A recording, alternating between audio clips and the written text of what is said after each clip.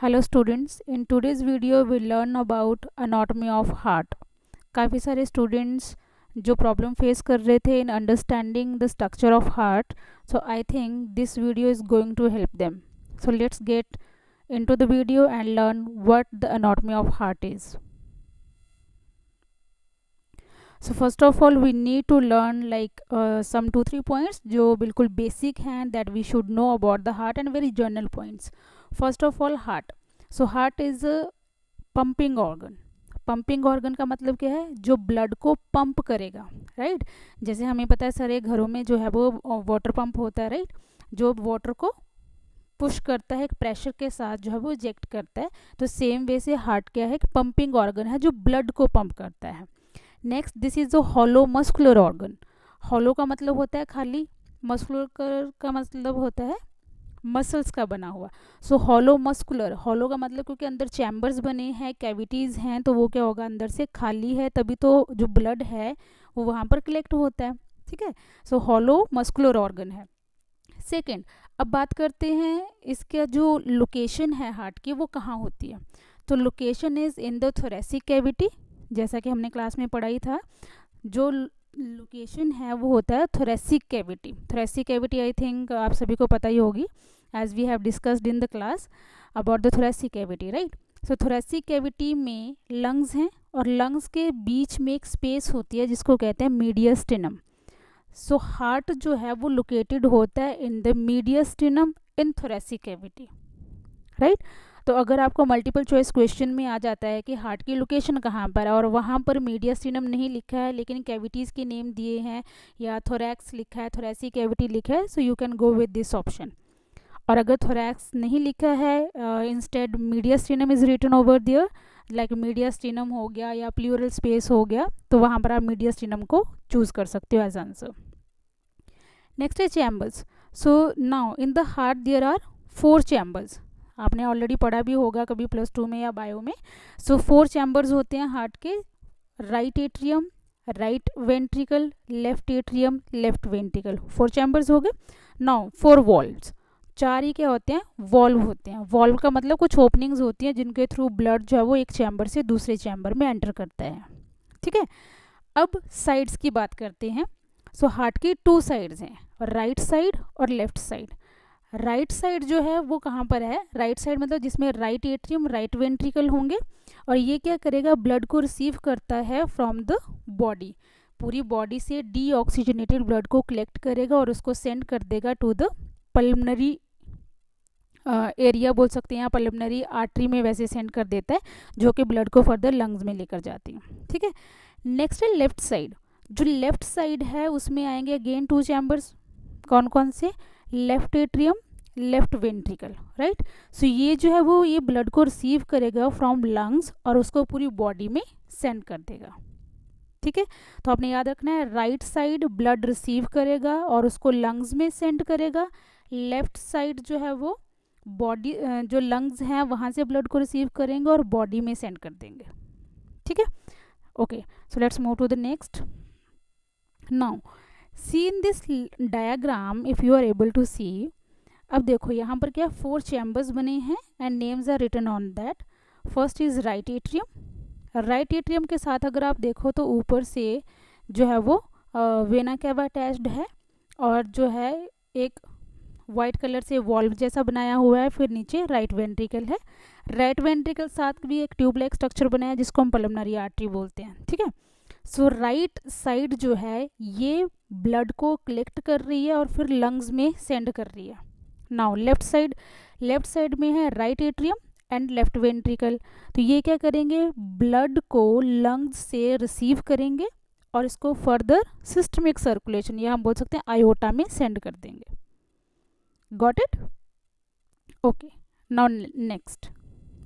So these are the heart valve. वो आपको general description बताइए कि एट्रियम वेंट्रिकल्स कहाँ होते हैं। सो अब देखिए हार्ट वॉल्व कौन कौन से हैं? 4 मेन वॉल्व आते हैं। सबसे पहले ट्राइकस्पिड वॉल्व, जो हार्ट की राइट साइड है, जिसको हम राइट एट्रियो वेंट्रिकुलर वॉल्व भी बोलते हैं, मतलब एट्रियम और वेंट्रिकल्स के बीच में जो वॉल्व है, तो राइट साइड ट्राइकस्पिड वॉल्व होता है, लेफ्ट साइड मिट्रल वॉल्व होता है, ठीक है? नेक्स्ट, अब पल्मनरी वॉल्व भी है, आयोटिक वॉल्व भी है। ये कौन से वॉल्व हैं? ये दोनों वॉल्व हैं जो हमारे ब्लड वेसल्स के साथ अटैच्ड होते हैं। जब जो ब्लड है वो ब्लड वेसल्स में एंटर करेगा तो ये वॉल्व्स ओपन होंगे।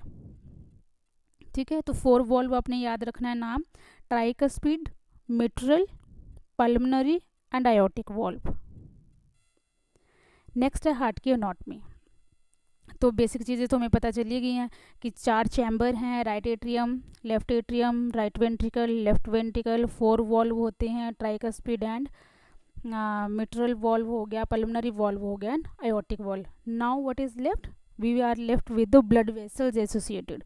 जब कुछ ब्लड वेसल्स हैं जो एसोसिएटेड होंगी, तो सबसे पहले है ब्लड वेसल्स का जो मेन ब्लड वेसल सबसे पहले आती है तो वो है superior vena cava and inferior vena cava.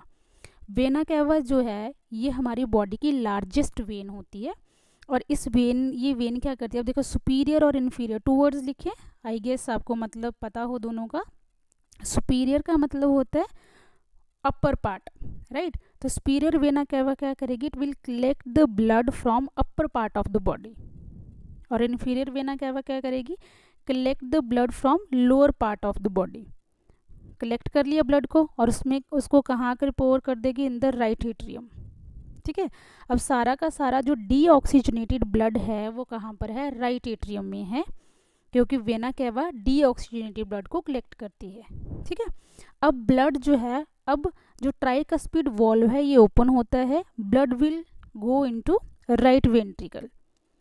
ठीक है, अब राइट वेंट्रिकल के बाद आएगी हमारी second blood vessel, second number पे आ गया पल्मनरी आर्टरी।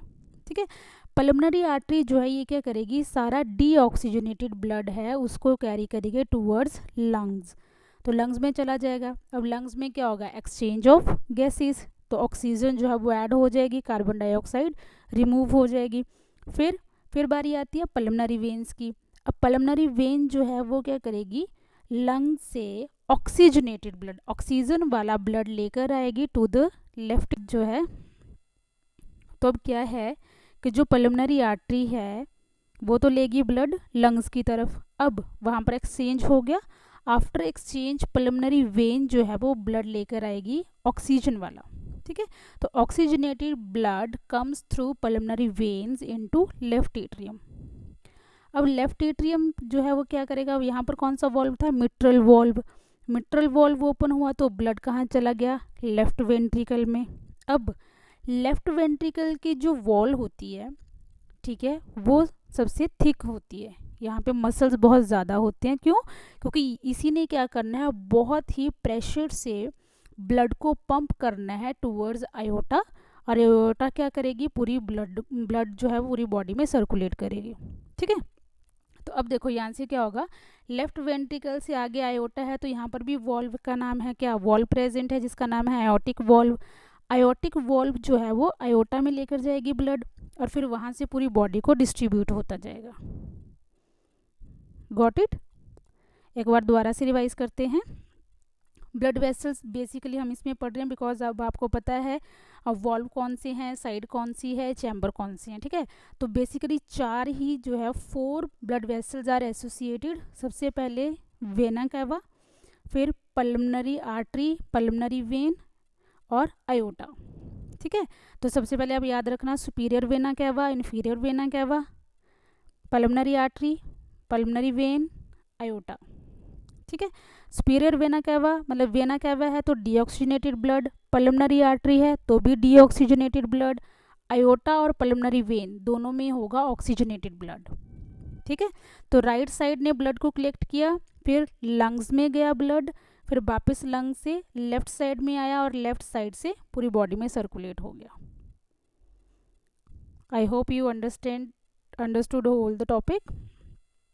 नेक्स्ट है लेयर्स, तो वो हो गया एनाटॉमी। अब देखो एक्सटर्नल स्ट्रक्चर की भी बात कर लेते हैं, क्योंकि एक्सटर्नल स्ट्रक्चर में आता है लेयर्स ऑफ द हार्ट, या इसको हम हार्ट वॉल भी बोल सकते हैं। अब देखो बेसिकली 3 लेयर्स होती हैं। सबसे पहले पेरिकार्डियम जो बिल्कुल आउटरमोस्ट लेयर होगी, सो पेरिकार्डियम। सेकेंड नंबर पे आती है मायोकार्डियम। मायोकार्डियम मतलब मिडल लेयर, और ये हमेशा ही मसल्स की बनी होती है। लास्ट आता है एंडोकार्डियम। एंडोकार्डियम जो लेयर है वो इनर मोस्ट लेयर है बेसिकली, जहाँ से चैम्बर्स ही स्टार्ट हो जाते हैं। ठीक है। तो चैम्बर्स की ही लेयर जो है उसको हम एंडोकार्डियम बोल देते हैं। अब देखो जो पेरिकार्डियम है वो फर्दर 2 लेयर्स की बनी होती है। सबसे पहले तो आ गया फाइब्रस पेरिकार्डियम, ठीक है। फाइब्रस पेरिकार्डियम जो है वो कनेक्टिव टिश्यू की बनी होती है और बिल्कुल जो आउटर मोस्ट लेयर होती है वो होती है। फिर उसके बाद आ जाता है जो सीरस पेरिकार्डियम। सीरस पेरिकार्डियम अब यहाँ पर होगा डबल लेयर स्ट्रक्चर, जिसको हम बोलते हैं parietal layer and visceral layer. जो मैंने आपको क्लास में भी पैराइटल और विजरल का कंसेप्ट समझाया था, तो उसके अकॉर्डिंग ही है। देखिए पैराइटल लेयर एंड विजरल।